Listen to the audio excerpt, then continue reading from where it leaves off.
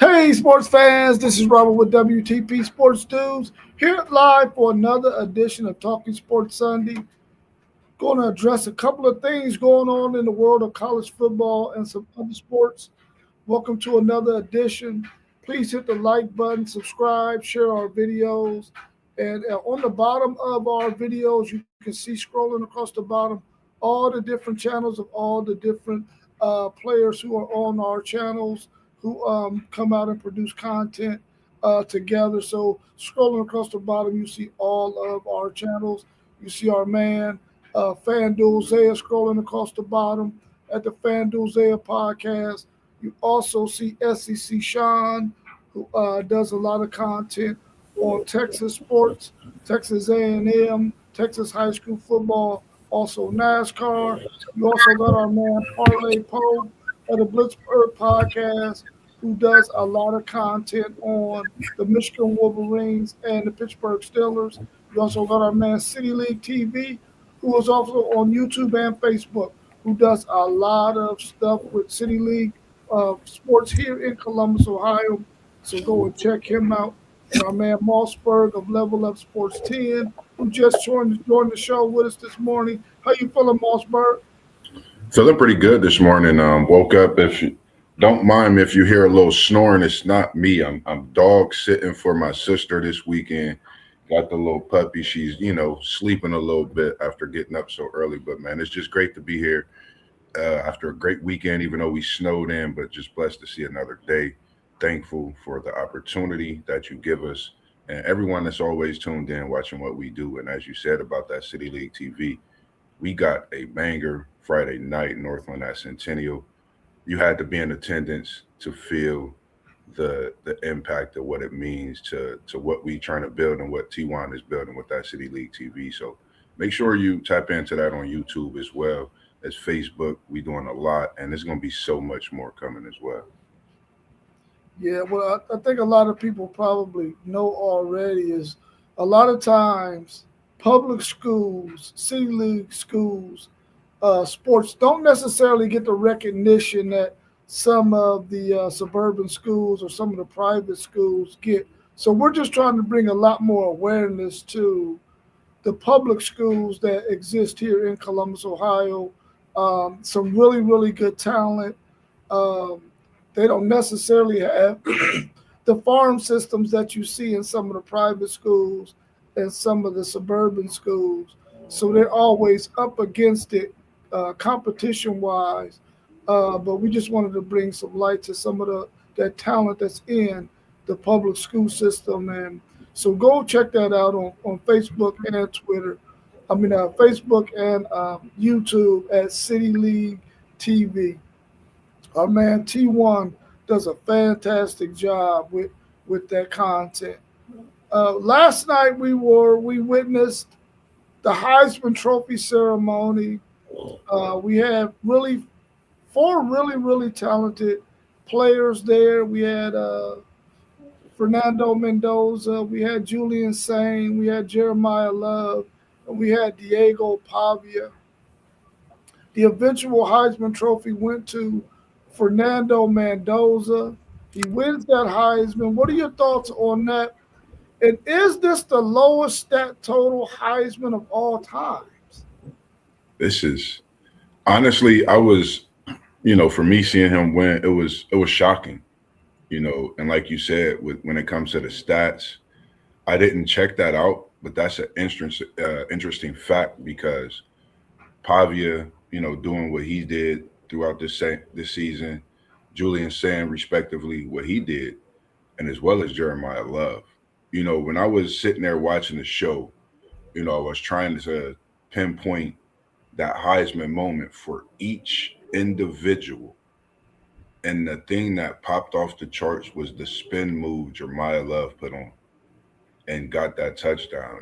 I was really looking and searching, no disrespect against the other candidates, but when you talk about a Heisman moment and what he's went through, nothing against, like I said, no one's path, but I think it's something.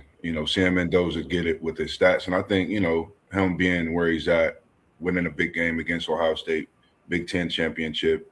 You have Indiana as the number one team. That's historic. So nothing against what he's doing because he's definitely Helmut Signetti has brought that team Indiana back to prominence, and you could really almost take them from being that school that no one really knew on the football side and put them in the blue buds as we've watched Indiana hoops begin to come back to life with their recruiting in these past few years. So it's just a sight to see and something to watch as well in the future years and what his progression is and what he do in the NFL. Yeah, I think any of those four players were deserving to win that Heisman Trophy because the stats really, in my opinion, really didn't determine who this Heisman Trophy winner was going to be. I feel like the Indiana story was just such an amazing feel good story that Mendoza going 12-0 because he really didn't play all that well in his last 2, 3 contests. He Yeah. had big wins in those games with some throws that he made down the stretch. But stat wise, he really didn't have no eye dropping stats like you have seen some quarterbacks have who have won the Heisman Trophy, um, having over 4,000 yards, almost 40 touchdowns or 40 plus Yeah. touchdowns. Um, you really didn't see that from any of these quarterbacks. Now, Diego Pavia, in my opinion, had the best statistical stats. So, he had over 800 yards rushing, I believe, over 3,000 yards passing. So, if it was a stat award this year, I think Diego Pavia probably had the best chance to win it if we just base it off of stats. But I think the fact that Indiana went 12-0, they beat an Ohio State team that we really feel is probably the most complete team in the country in the Big Ten championship game. I think those things really sealed the victory for Mendoza to win that Heisman Trophy. I don't think it was really based on stats. It was the fact that Indiana did so well. They played against Ohio State, going up against another Heisman Trophy finalist, and that was really how I think he sealed that victory. I think when we look back on this, maybe 10, 15, 20 years from now, and we just look at the stats, we're going to be like, how did this dude win the Heisman? Maybe that was a down year in college football, statistically wise. So I think that he won it. Now, I will say this, and I know Ohio State fans don't want to hear me say this. If we look back at a Heisman Trophy winner who won it, and talking about the lowest Heisman Trophy total of all times, it was probably Archie Griffin's second one. He only had 1,300 yards rushing that season, but he only had 4 touchdowns. Mm. And there were other running backs who had much better stats, 1,800 yards, double-digit touchdowns, and they didn't receive that award that year. And that was probably simply because Ohio State was such a juggernaut at that time. And they only game they lost that year was their bowl game to UCLA in the Rose Bowl. So I think that probably was a deciding factor, much like this one was for Fernando Mendoza. Being undefeated was probably why he won it and beating Ohio State in that conference championship game, and then Archie Griffin winning it because that team went undefeated that year in the regular season. Yep. Great comeback yesterday by Navy over Army 17-16. What's your breakdown from that game yesterday? Man. I watched.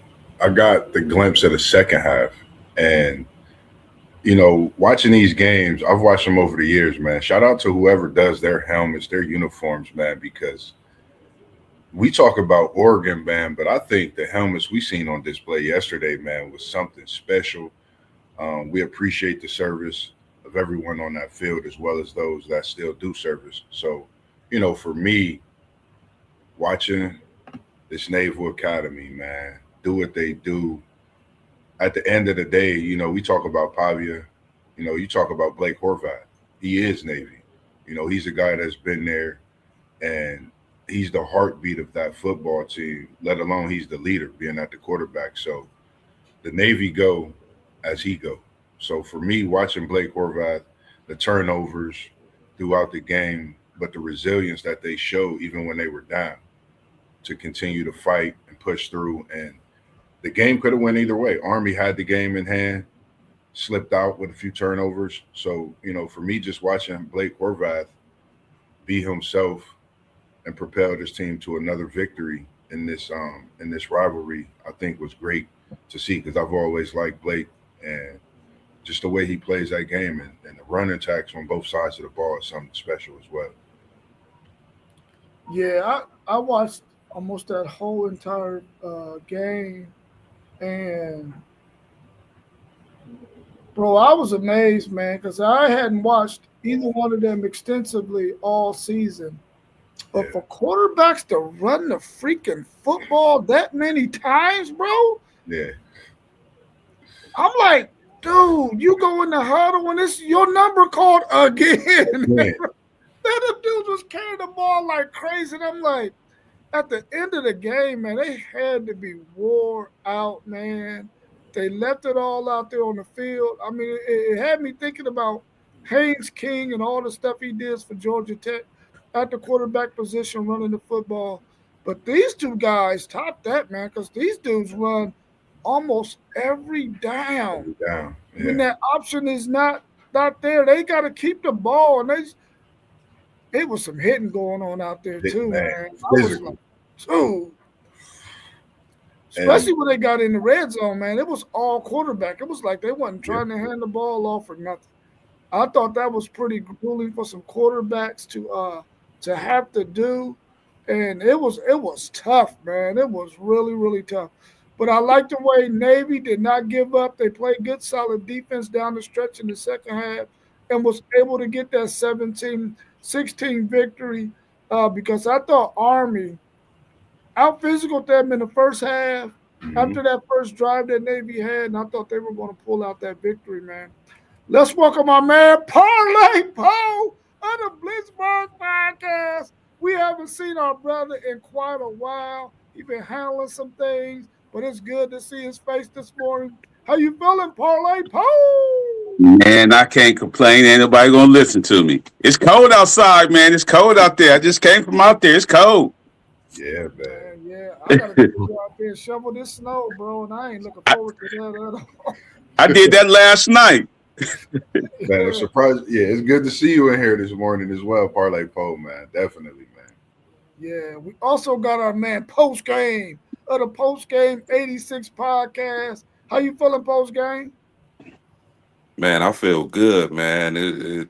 Parlay Polo, it is cold outside. It's good to see you in here. It's good to see all y'all as well. Uh, that saying you say that need to be a T-shirt, man. Thanks, bro. Sure, for sure. I want to get Post Games and Parlay Poe's opinion on last night's Heisman Trophy ceremony. Fernando Mendoza wins the Heisman Trophy. What are your thoughts? And is that the lowest stat total Heisman of all time? Have to be, man. It's because they undefeated, man. I told you, man. They gonna start picking teams that's undefeated to do special things now. You know what I mean? He well deserved. You know what I mean? But the stat line don't show it.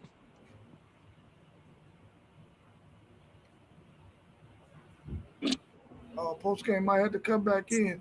Parlay Poe, let's get your thoughts on that game yesterday between Army and Navy. Did you get a chance to check out that? Yeah, I was checking it out. Hey, man, Army did everything to lose that game. You know what I mean? They did everything to lose that game. To come back like that, I'm talking about what the quarterback fumbled in the air. When he got hit, fumbled in the air and re-grabbed it. Hey, that was a good game, man. Like you said, their quarterbacks, they run too much, man. They run like running backs. But it was a good game. I can't believe they was throwing that much either, though. Yeah, yeah, yeah, yeah. I bet Brian Harris would have loved to went to either one of them schools. Oh man, he would love that. He would love that. Post game, what's your thoughts on Fernando Mendoza winning that Heisman last night? And what do you think that was the lowest stat total of any Heisman Trophy winner? And then give us your thoughts on the Army Navy game. Yeah, so Fernando Mendoza, hats off to him. He had a heck of a season. He was well deserving. I agree with Parlay Poe. I think it was more of the fact that he went undefeated. He beat Ohio State, and Indiana don't have football seasons like this, at least until now. So I think it was more so of the type of season they had, the type of leadership he displayed, the character that he has that got him over the top as far as the Heisman Trophy is concerned. Um, but I thought I agree with you, Rob. I think if you look at the stats, the Heisman Trophy is supposed to go to the guy, the most outstanding player, stats wise. And so that for if you look at Fernando Mendoza's stats, he really chewed up the mediocre teams. The good to great teams, he was just okay. But I can't take nothing away from him. He had a great season. IU is primed, and they one of the favorites to win the whole thing. As far as the Army and Navy game, that was a heck of a game. Hats off to Navy. They did their thing. They ran the ball. Like y'all said, them quarterbacks, they run like crazy. But the key thing for me when it comes to the Army Navy game is that Navy was dominant on third down. They converted on third down a lot.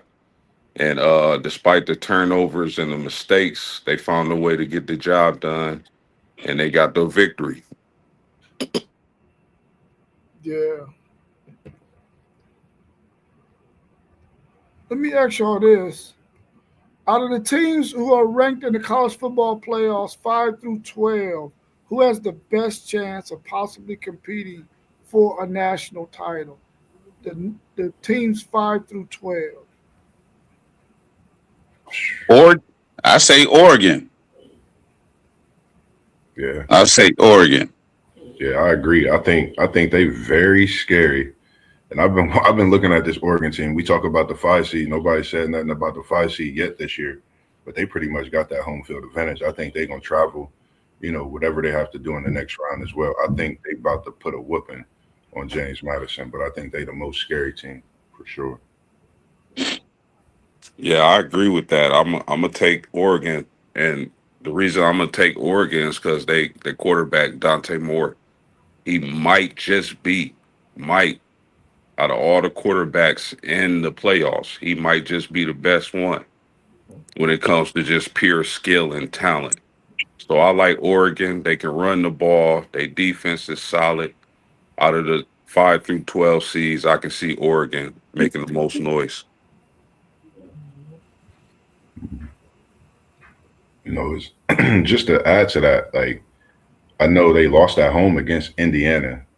I think they're a totally different team from that game. Defensively, especially offensively, with them not playing with certain weapons and still being able to keep this high ranking 5 seed, keep that streak alive, and to be where they at and a threat more than any other team, I think, in this playoff. And you got to think too. They coach well too. Lanny can coach, man. So, I'm talking about he can coach, man. I like his style. He can coach. and I think with you got to think like I look at it as he's lost. He's beat Ohio State at home. He lost to Indiana in the 2 years being in the Big Ten. You can't ask for a better resume, and you only have two losses. Throughout these 2 years you've been in the Big Ten. I don't know, man. I think this Oregon team is very dangerous. That's a great question, and nobody's really been talking about them. And I know we've hinted and talked about them throughout the season, but I think now is a time where we really got to look at this Oregon team and know, like you said, with that coaching, that's going to be a difference maker in this playoff. You got to be able to make big calls at key points in these games. And he about to have pressure on him too, though. You remember they said he got unlimited Neil. Yeah, So you know what I mean? He gonna have to have pressure to win. He gonna have to win a national title. no title. He, yeah, he gonna have to at least in these next couple of years. He gonna have to win one. With unlimited Neil now, I'm saying like to get these players in there, he gonna have to win the national title. I agree. Yeah, that's a fact, Parlay Paul. He gonna have to win the national title. Having an unlimited pocketbook, shoot, you gonna have to Yeah, do something. Otherwise, they're gonna be like, listen, we got to go a different direction if we're gonna be spending this kind of money on these players, and you can't bring us back a natty. I'm gonna go a different direction, man. I'm gonna say the winner of the Miami Texas A&M game, I think has the best chance out of 5 through 12 to get there. I'm really leaning towards Texas A&M simply because they get Le'Veon Moss back, which means now their running game can really be what it needs to be. He's a bruising runner. You're in the playoffs. You can lean on your run game and really take the ball out of Marcel Reed's hands. You can really get the play action pass game going when you got a running back like Le'Veon Moss and what's the other guys? Ruben Owens back there with those two dynamic receivers he got and a solid tight end. I'm gonna go with Texas A&M. That if they could just get it all clicking again and get their defense playing a little bit better than what they played against Texas, they can be a really tough team to beat, man, because they can control the clock with their offensive run game. Yesterday, we watched Boise State get busted up by Washington, 38-10. Let's talk about that game, and let's also talk about the people who make these bowl games. What is their thoughts? What is their philosophy on having these kind of matchups where we know it's not going to be as competitive as we would like to see? on the I think I think they put in play like who will travel.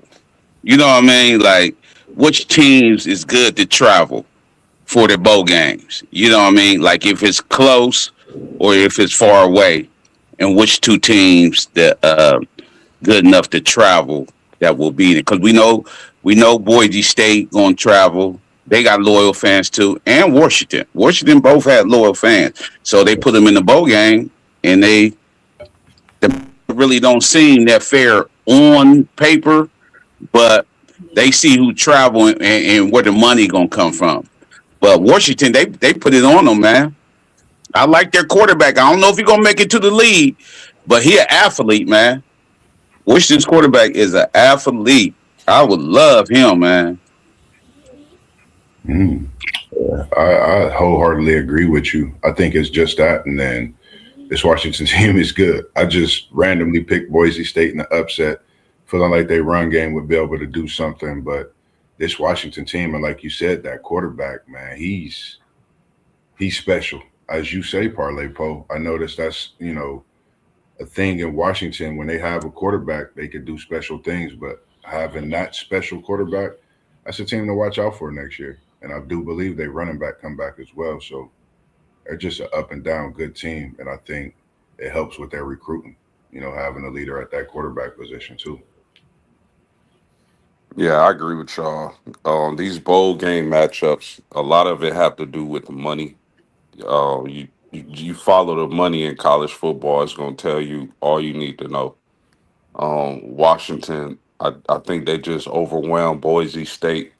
Boise State isn't as good as they were last season when they made the Players Ball.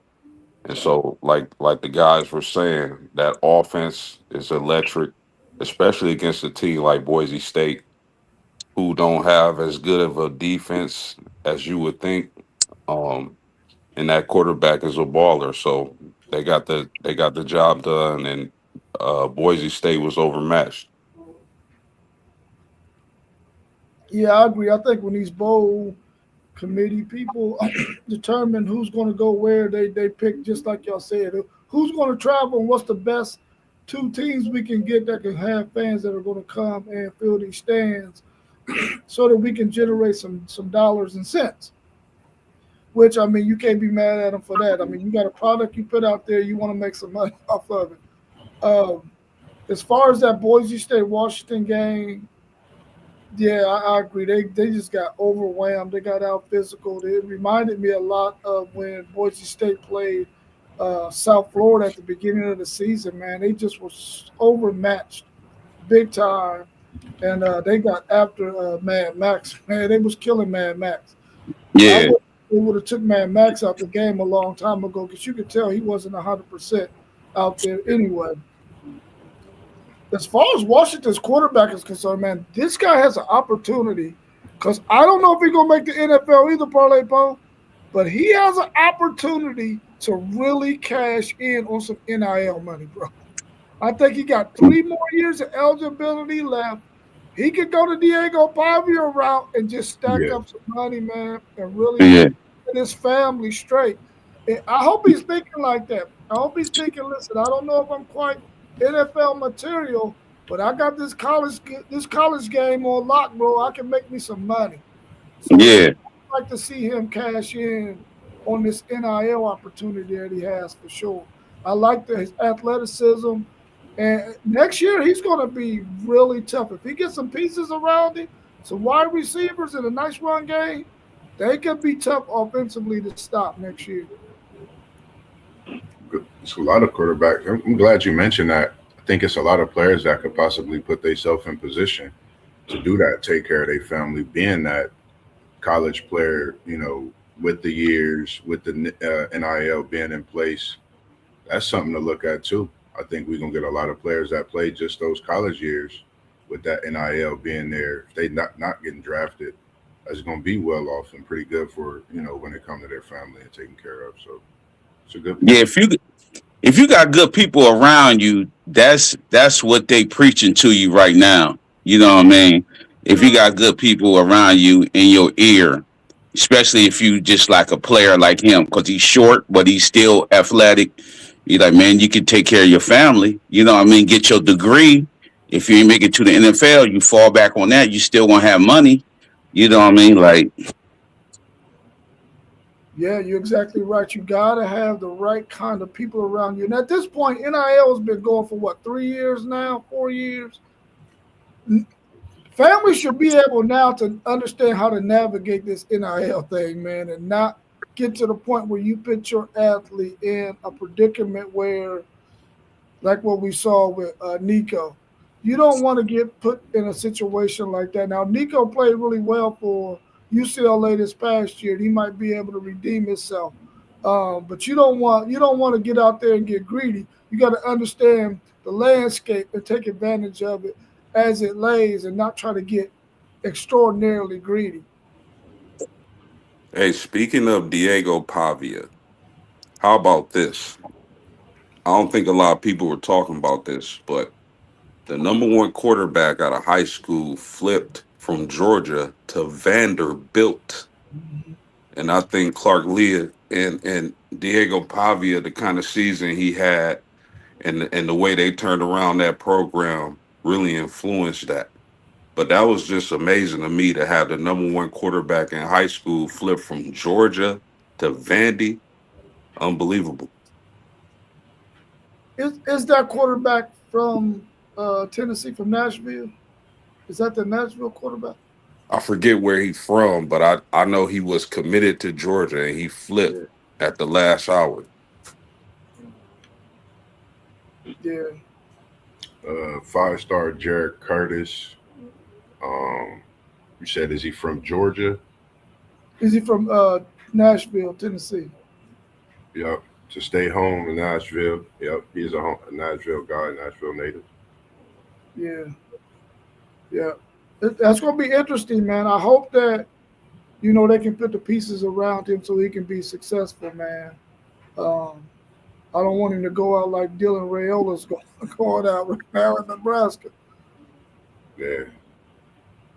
without giving a whole bunch of details, what's your thoughts on the keys to the victory for number 9 Alabama at number 8 Oklahoma? What does Alabama need to do to win, and what does Oklahoma need to do? Without giving too much detail, because we're going to do a preview on this later on in the week. Mm, I'm gonna just go ahead, Parlay Pope.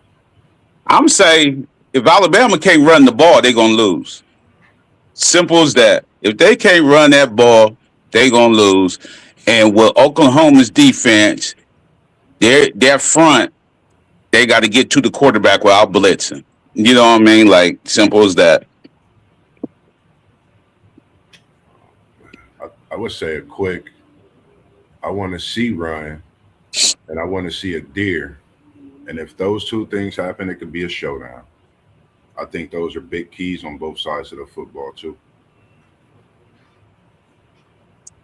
Yeah, I think Alabama is limping into this uh, playoffs. I think they limping in. I think they vulnerable. Um, they got sliced up by Georgia, and I think that Oklahoma's defense is going to give Alabama a lot of trouble. Uh, Alabama is going to have to. They're going to have to pass for like 350 yards and keep that Oklahoma offense off the field. But I'm not sure they can do that because they can't run the ball at all. Like -3 yards in the championship game, that's unheard of. So Right. I'm gonna get an edge to Oklahoma.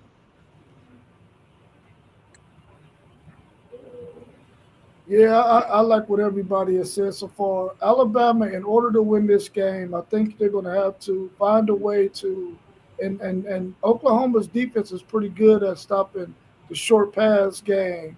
They're going to have to find a way to get the ball in Bernard's hand because the running game might not be there like they would like it to be. They might have to feature Bernard a little bit more than what they did against Georgia until the fourth quarter. Get him the ball and have a conversation with Ryan Williams and tell him, listen, dude, you have got to become a natural pass catcher of the football, bro. You drop Yeah. way too many easy passes, easy catches. He got to focus, man. They gonna Yeah. need him in this game, bro. He drops way too many passes, and plus he's slider built, dynamic player. Everybody know he's an incredible football player, but bro, you can't be having those timely drops like you have in games. You gotta seal that ball and make some things happen because Alabama's going to need them. If Oklahoma can play with a light box, 6 players, and put some guys out there, more guys in the defensive backfield to stop the pass game, I think Oklahoma wins this game, even though Alabama's favored by 1.5 at this point. And Let, I know we talk our stuff, man. I don't know what we got to do or what people got to say to put a fire under Ryan Williams, but I'm gonna do it. You're not NFL ready. No disrespect. I love you, young man. I love what you bring to the table.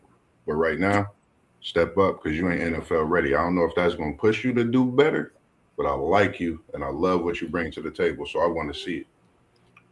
let me ask y'all this: how bad did y'all think Simpson was confused with Kirby Smart's defense? Mm. Oh, his head was swirling. Wasn't it, man?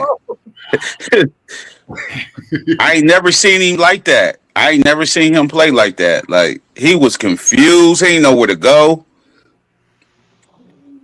It's something you Yeah, mentioned that because during that little span, I think that was like a few weeks span. People wasn't really mentioning Kirby Smart as it was questions about who's the coach at a top coach in college football. Coaching questions came about. I think he's really showed like I am Kirby Smart. Let me get this SEC championship. Let me get my Bulldogs up, and they've literally just constantly climbed in the rankings. And I think they're a team to watch as well. You know, Yeah. in this playoff. So Yeah, they definitely a team to watch. I seen what really was making him confused. Like, Bernard really their best player on offense. You know what I mean? Like, so Bernard was doing this short like coming in route. They had him doubled on that. and Simpson was going to him and like damn, they got him double on the short route. You know what I mean? And then he tried to throw it to Ryan, and then Ryan missed the ball. You know what I mean? Like I like, oh, they got him confused. Yeah. Yeah, good point. I felt like Kirby Smart been in his bag the last few games of the season. And Yeah. I got a little pushback in the comments for saying that I felt like Kirby Smart was still the best coach in college football. We gonna see, because I don't. To be honest with y'all, I'm not big on Stockton at quarterback. Mm-hmm. But if Kirby Smart find a way to win the players' ball with limitations at quarterback, man, can't nobody say nothing. And I'm really excited. The matchup I'm really looking forward to is if Georgia and Ohio State meet up. Yeah. And this thing, Kirby Smart, it's so crazy because Kirby Smart got a 5-star on the bench. He got a 5-star quarterback on the bench. You know what I mean? So I'm saying that's coaching. Don't let that freshman out there right now. You know what I mean? Let him learn. Yeah. You know what I mean? That's the same thing about Michigan. We should let Underwood learn. Don't be surprised if Kirby Smart put that 5-star in this playoff, because we know Kirby Smart, like you said, post game, he been in his bag, and his bag is deep, and he hasn't even touched half point. So I think, like you said, we got to remember 2 championships back to back. He won them with Beck. Beck is in the playoff with another team. So we got to remember Smart is doing what Smart do, being smart and staying in this playoff, and still, to me, top of the list right now. They running the ball good too. Like Georgia running the ball. They doing end rounds. They doing, man, like they playing football right now. That defense is flying like that national championship defense. That's the They key. are. They are. Kirby had the players only meeting just with the defense. He had to. He had to. Just with the defense. I only want my defensive squad in here. He had to talk to them. Yeah. Yeah, because they really picked it up the last 3 or 4 games of the season. They really picked it up, man. Played some really, really good defense. Our man FanDuel is in the chat. He wants us to answer this question real quick. He said, tell me how Jeremiah Smith finished 6th in the Heisman voting, but didn't win the Bolitnikoff Award. We talked a little bit about this yesterday, but let's give him an answer to that question. Politics, man. Ooh. That's all what it's about. Politics. We already know he the best receiver in the country. We already know that. You know what I mean? For him not to win no award, you know what I mean? Like, that's just got to be politics. Like my dude Howard Marsh would say, that's Vegas. Yeah, 100%, man. Like Parlay Post said, we all know Smitty is that dude. We all know what he deserved to have. We all know he should have been the top receiver and got that award. They gave it to Makai Lemon. I like Makai Lemon. I'm big on him, but in no world should any receiver be getting that award but Jeremiah Smith. Yeah, I agree. I'm almost in the same breath as what you just said, man. Smitty from O Block 4, he definitely deserved that. And no disrespect to Lemon, you could even put Carnell Tate in there because he was just that good this year.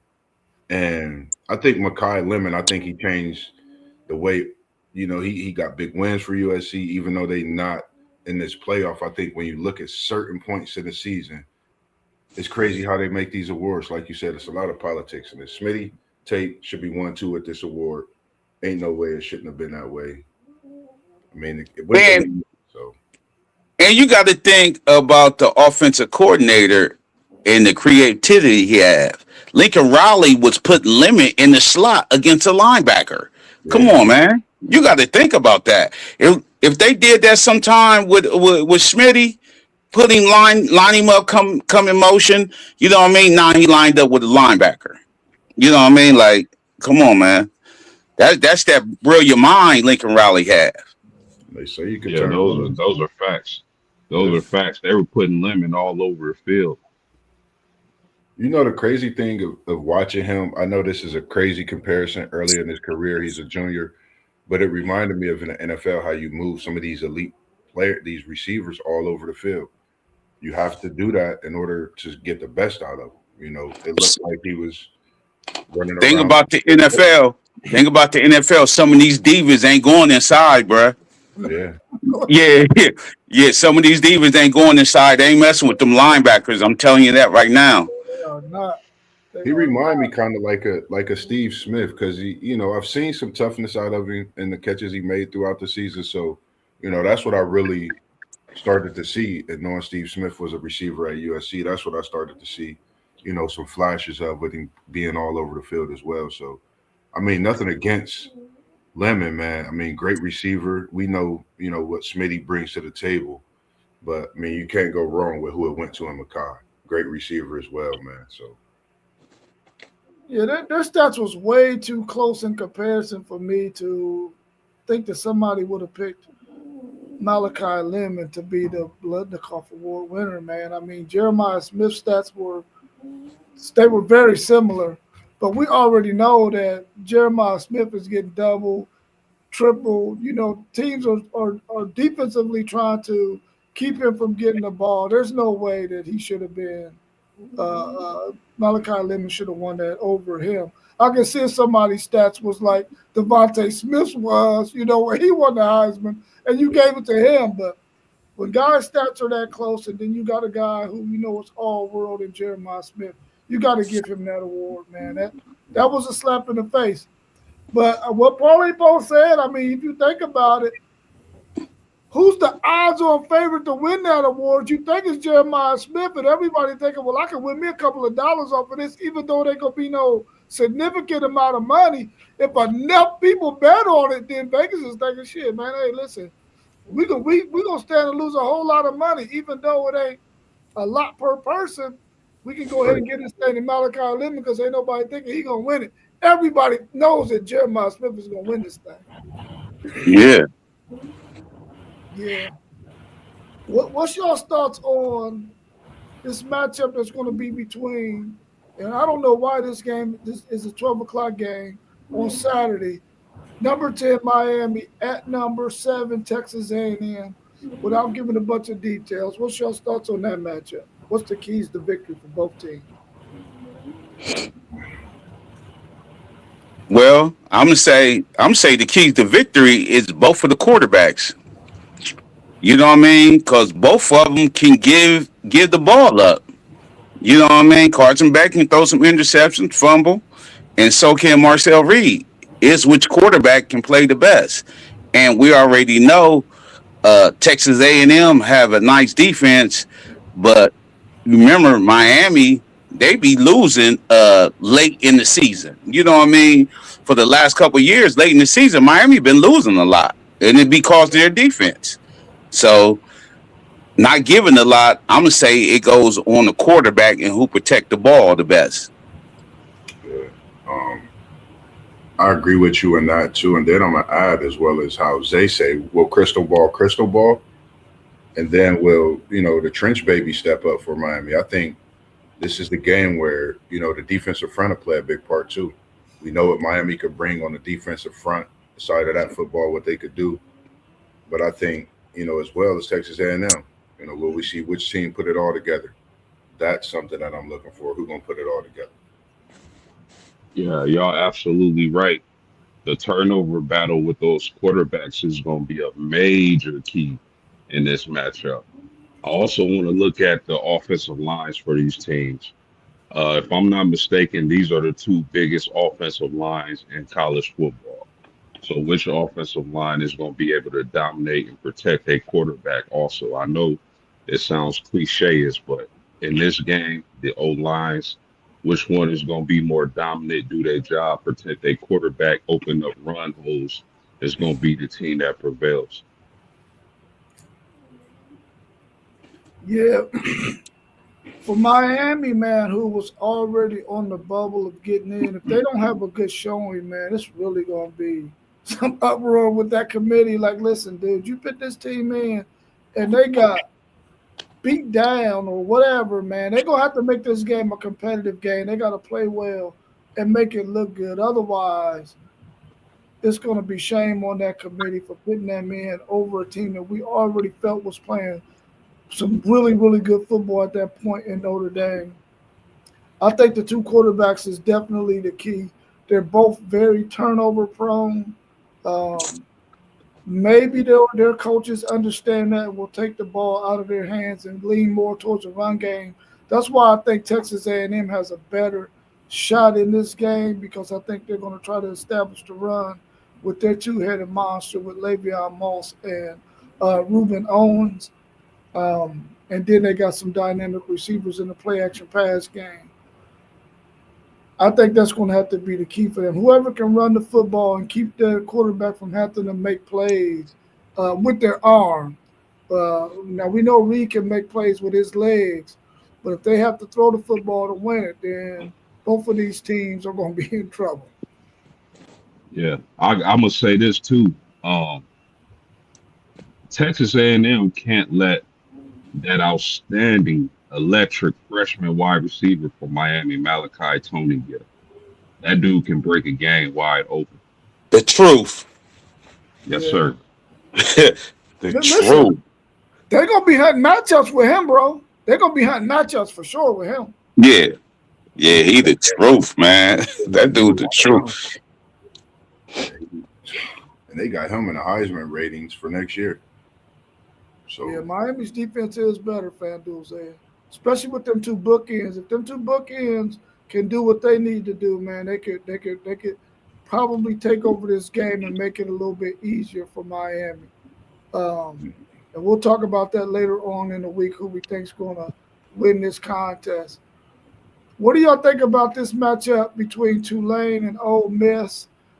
Is that just a game you're gonna watch for the first half, or will you sit there and watch the whole thing? Well, if my team is playing the winner of this, I'm gonna watch the whole game. But not if it's a blowout. You know what I mean? Like, and then we don't know how they gonna react without Lane though.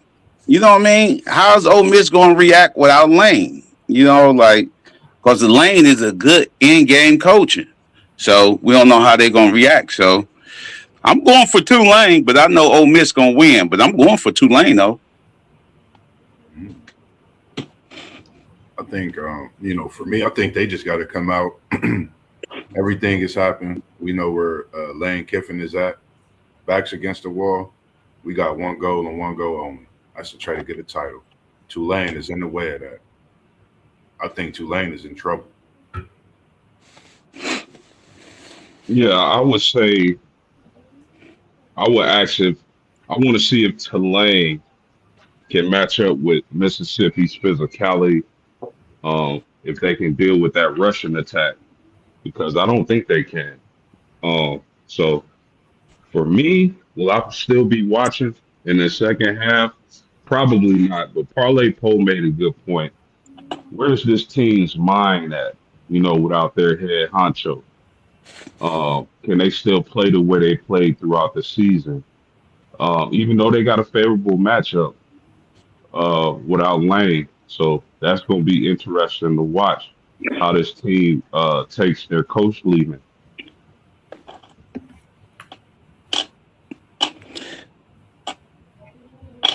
Let me ask y'all a question.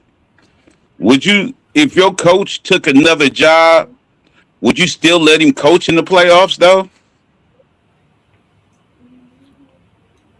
I'll be honest with you, I would, man, because the simple fact that I'm trying to win a national title. I'm not trying to have to go out there limping, man, and I don't have the guy who has led me to where I'm at right now. I think college football needs to find a way, and I don't know how they're going to do it. They need to find a way to. This stuff got to happen after the season is over with, man. Once that team is done, but if they're still in action, they're in the playoffs, and I don't know, man. It just shouldn't happen this way. I think this guy should be able to coach his team because they got a chance to win a national title, and he's been in all this work all season. If a coach does that, I think he should be able to coach that team, even though he felt like he had to go on to a better program where he feels like he could win national championship. He should be allowed to coach. I would let him coach if I was the AD or president of the university. Yeah, that's a good point, Rob. I think these hirings, when all is when the season is over with, I think that's when they should start um the hiring process as far as coaching is concerned. Me personally, I would leave it up to the athletes.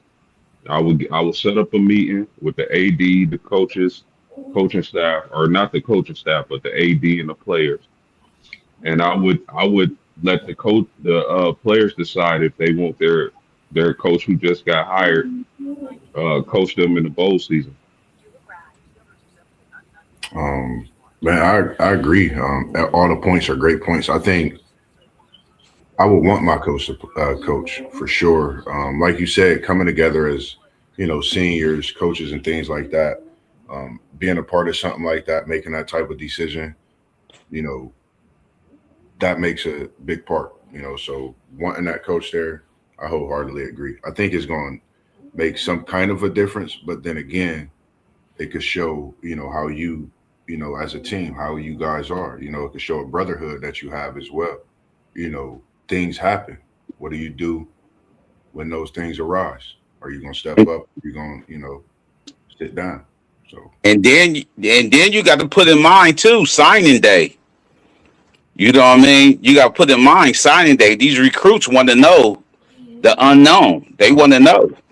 You know what I mean? So the coach, that's why they try to get a coach in there quick as possible. That's why Michigan trying to move quick.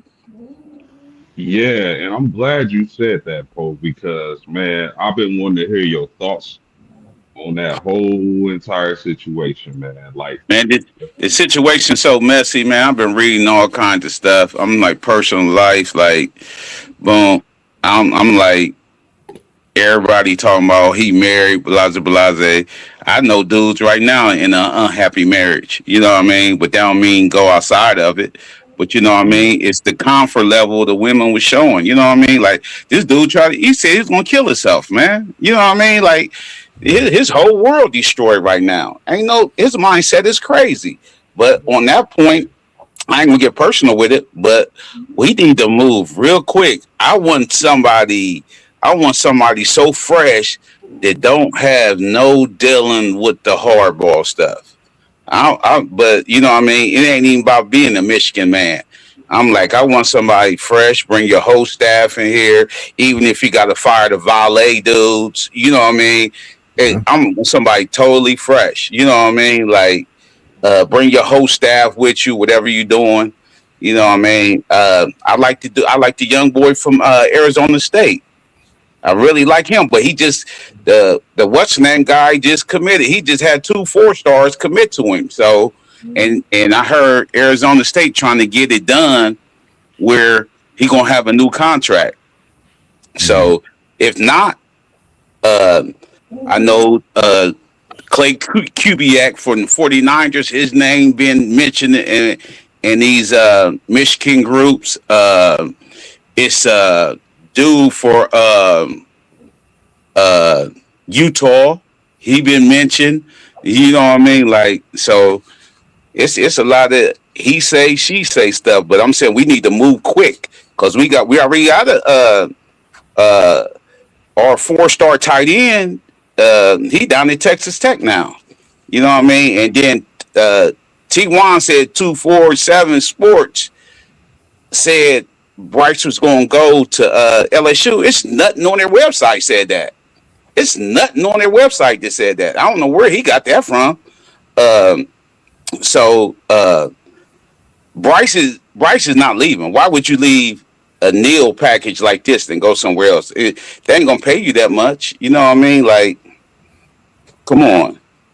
And well, I should what? have think we had the Maryland dude anyway. We was gonna get him before he went to Maryland. You know yeah, what I mean? Come out. He's like a better ready quarterback than Bryce was. You know what I right, mean? The Maryland dude. He just don't got them. He just don't got the big. big line like we do. He ain't had the rushing attack we do. He would have did better with us than we did with Maryland. And that's a good point you mentioned that freshman quarterback, and I said something about him earlier in the season. That boy can throw the ball. He accurate. He's smart. Nothing against Bryce Underwood, but this is just with the hype. You got all this hype, and then you come in and you got a quarterback right across the way. That's a great point you mentioned. That I like that kid over at Maryland. He's a great quarterback.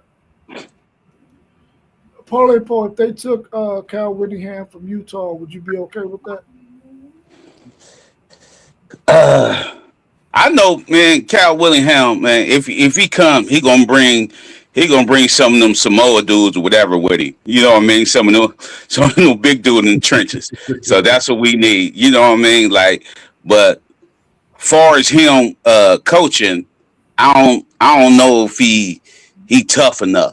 You know what I mean? Like, cause you need an in the face coach. Cause we have to have Biff. Watch how Biff Poggi coach against Texas, man.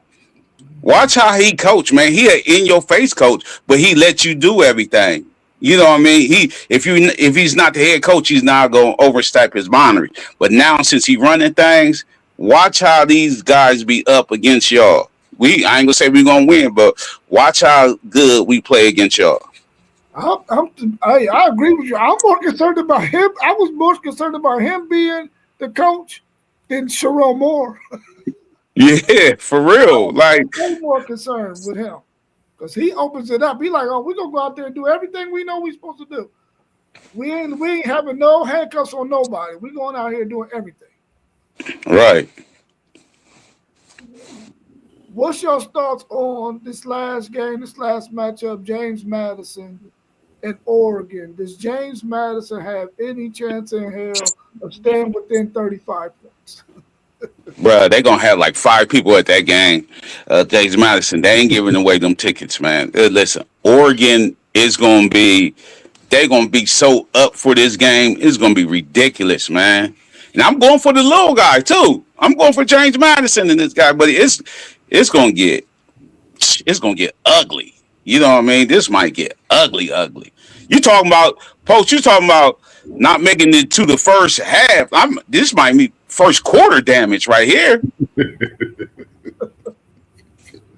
Yeah, I think Oregon, man. I think they gonna come out. They might not even wear no fresh playoff unis, but they gonna come. Oh out. no, they wearing fresh stuff. They gonna come out with something cleaner. Oh yeah, they coming out fresh. We ain't doing that with Oregon. If they come out in the white jerseys, they gonna still look like they fresh because they gonna put a spin cycle on these boys real quick, like you said, and they gonna be on the sideline chilling, man.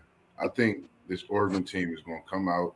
And they putting up points for more than just the playoff. They putting us on notice. I think they might try to score 60 or 70, man. I'm gonna just be honest. Yeah, man. The doctor gonna come out and speak to the James Madison family, and they gonna tell them we just can't stop the bleeding. Right, We right. can't stop the bleeding. We Yeah, can't. this gonna get real ugly, man. And what can I say? It's they just don't belong on the same field, man. Yeah, it's gonna be ugly early, man. And I just hate the fact that they got those two games, Tulane and James Madison. They got them playing at the time when you really get into college football, man. At the midpoint of the day and then in the evening, man. And it's like, why would you have these two games when I would have rather you play one of these games on Friday and then put the Oklahoma Alabama game in one of these time slots and move Miami down too, instead of having them play at noon. Let me ask y'all this, man. I had this question on my brain. I think I might have lost it though. It'll come back to me. What's your thoughts on your conference's all conference teams? Did they have anybody in there who you felt like got snubbed from the first team or anything like that? You know what? I ain't even noticed, man. I ain't even see the All Big Ten. Let me see. Um, I was impressed. Based on the season, I was happy where we were with Luke Pettibon and Deuce Robinson being the two first team conference for Florida State, playing being at the center position. Luke Pettibon did a great job. We all know what Deuce Robinson brought at the wide receiver position, and we had about eight total. You know, Daryl Jackson, Earl Little, Pittman being one, the transfer we brought over Wilson, a few other positions as well, Leonard, and I think a couple other. But I think we did pretty good for us to have the type of season we had. Um, I would love to see more in a near future, sooner than later, but definitely happy at what we left out and produced. Yeah, I don't. Of course, the Irish not in the conference, but I can speak on the All American teams that I've been seeing. The first team All American teams I was pleased with. I felt like Jeremiah Love and our cornerback was worthy of the first teams, and they made the first team. So as far as the All American teams I've seen thus far, I have no issue with that. You've seen a lot of Buckeyes there. So I'm Diego Pavia made some first team. So uh as far and Mendoza also. So as far as the All American squads, I'm cool with Yeah, I was okay with what the SEC did too. I felt like Ryan Nibble should have been should have won the should have been first team punt return, kickoff return, though, with what we've seen him do. He actually won maybe three games for Texas with his uh, his ability in the run and the return game. Now, I can't take nothing away from Concepcion. He balled out too, but he didn't win no games for Texas A&M doing that. I mean, Ryan Nibbler for about 3 weeks in a row, he actually won games for Texas with his return game, man. So uh, I think he had more yards per attempt too, and he had just as many touchdowns. So I thought he probably should have got the return specialist first team, but I mean second team is cool because Concepcion he balled out too from that return aspect of the game. Anything else y'all want to talk about before we wrap up? Hey man, keep your eye on this girl for Iowa State, Audie That big Crooks, girl, man. that big Yeah. Yeah, girl. Oh, yeah, man. Yeah, Man, yeah. Keep your eye on her, man. She's special, man. it's different, man.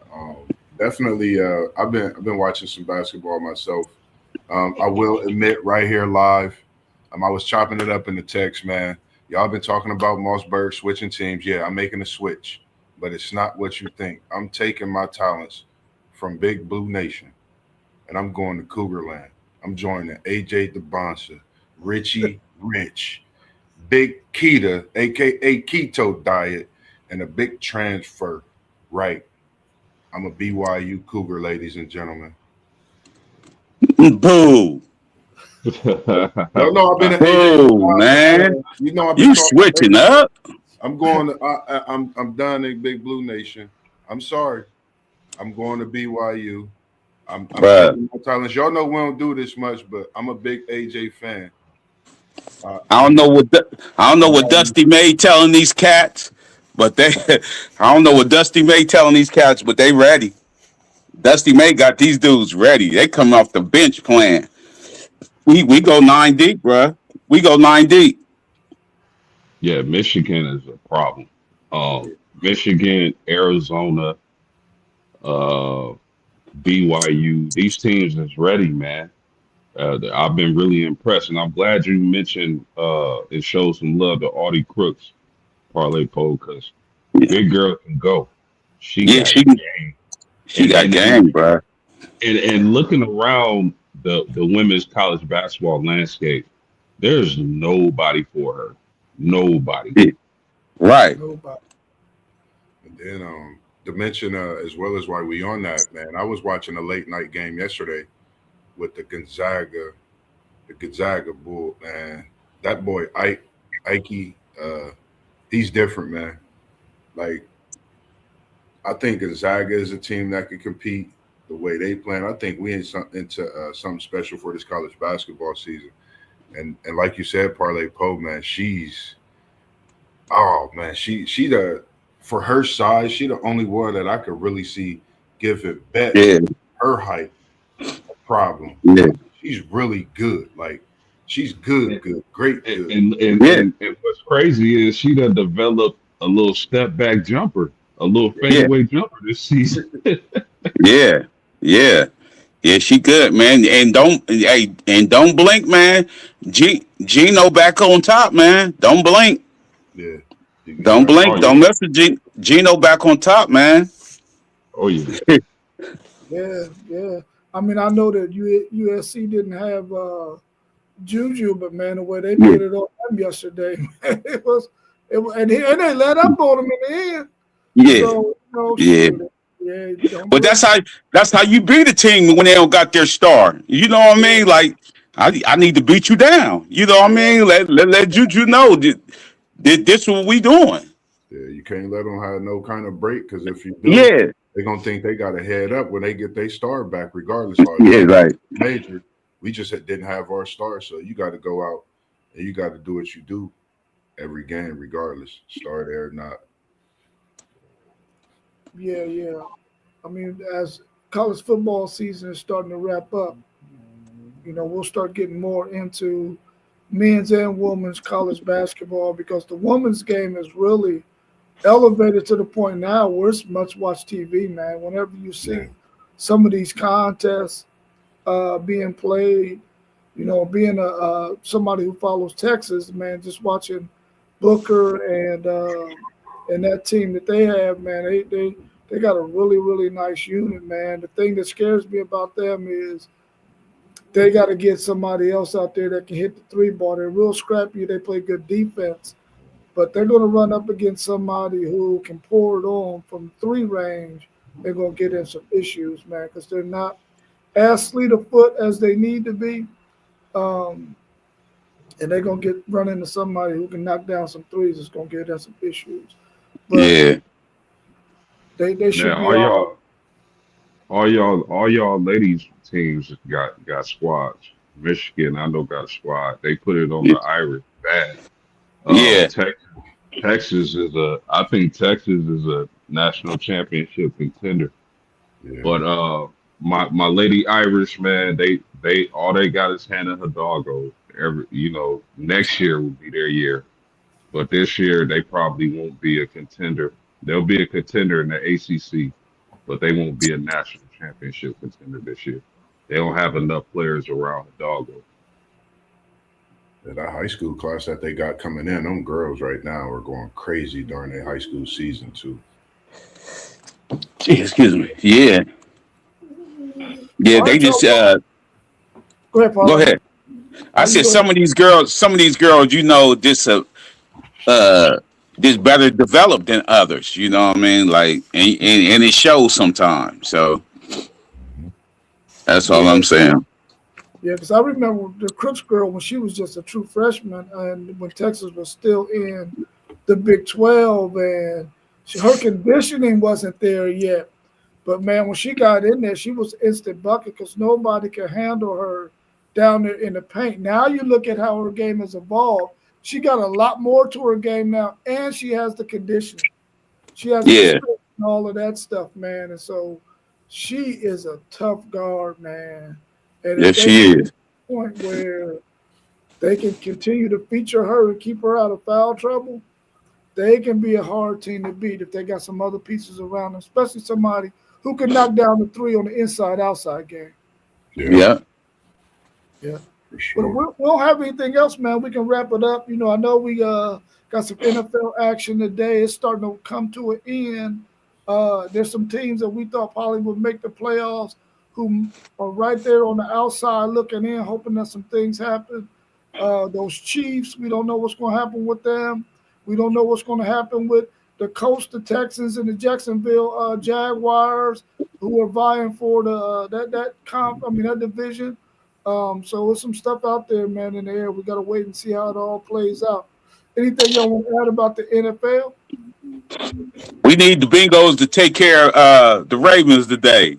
You know I got that hat on, man. I don't really do these Ravens, but Burrow have that effect, and my boy Chase is on the case today, so that's why I got the hat on. Bengals get a big victory, so your Steelers could keep it rolling, get that division, and it's always love, man. So y'all can get y'all's good division this year. But I say Carolina Panthers gonna win that division. I said it early in the offseason to watch these Panthers, and I think they're gonna definitely win a division this year. So definitely watch them Carolina Panthers. What you doing? Yeah, I'm gonna say Phillip Rivers, old man Phillip Rivers.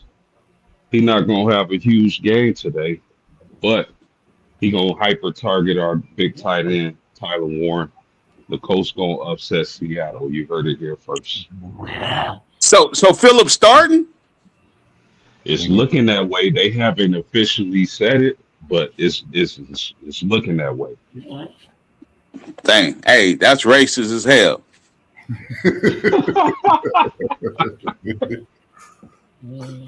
Come No, on, I don't man. think. I'm with you. I would play Richardson, but I think he's still on IR with that fractured eye, man. He is, but you trying to tell me Phillip Rivers 44 can get out the way of this pass rush that Seattle about to have, and these dudes on somebody's practice squad that you can't get. Man, I would have rather called Cam Newton. I'm gonna be honest with you. I don't know.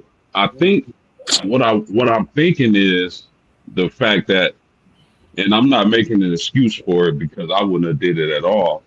But he's been running the Colts offense for his high school team, and I think the being familiar with the offense, I don't know, man, it's a mess. I just hope that because, like you said, that Seattle Seahawk pass rush is serious. It It's is. real serious. So I mean, I'm just wishing for the best, man. I'm telling you, keep an eye on this dude, man. We let him get away from us. He come from the Steelers. His name Witherspoon, man. He a corner. Keep an eye on him, man. He's dangerous. Couldn't y'all went and got Joe Flacco? I mean, hell, he done bounced all around already this season. Couldn't y'all went and got Joe Flacco? No, because the trade deadline is expired. Oh, Fired. Yeah, they would have to release Flacco. The Bengals would have to release Flacco. But we don't know if Joe Burrow's gonna stay healthy. Joe Burrow's probably hurt right now. You won't get that win today, hey, Flacco beat us. Flacco has spurts of brilliancy, man. But T. Higgins out though. T. Higgins hurt. Yeah, I knew he was hurt after last week. He been hurt. Like that's just the thing of his career, man. I hate as great as a receiver he is. He be hurt at some point during the season. It seemed like the last few years. $100 million man, bruh. anything y'all want to add on the NBA before we wrap up? What y'all seeing so far from the NBA early in the season? Total dominance by OKC. Yeah, total dominant. When Bayama said, "I'm back," and he got a big win last night for him by 2, but I think that's the only thing that could really be a factor is if Wembayama is playing for San Antonio. I think that's really the only team in the West that could give them problems. I mean, but that OKC team is dangerous. Man, they beat a team by 30 without Shea. Come on, man. They different. Bro. Yeah, they different, man. Like, and you know what I don't like? You know what I don't like is because they small marketed.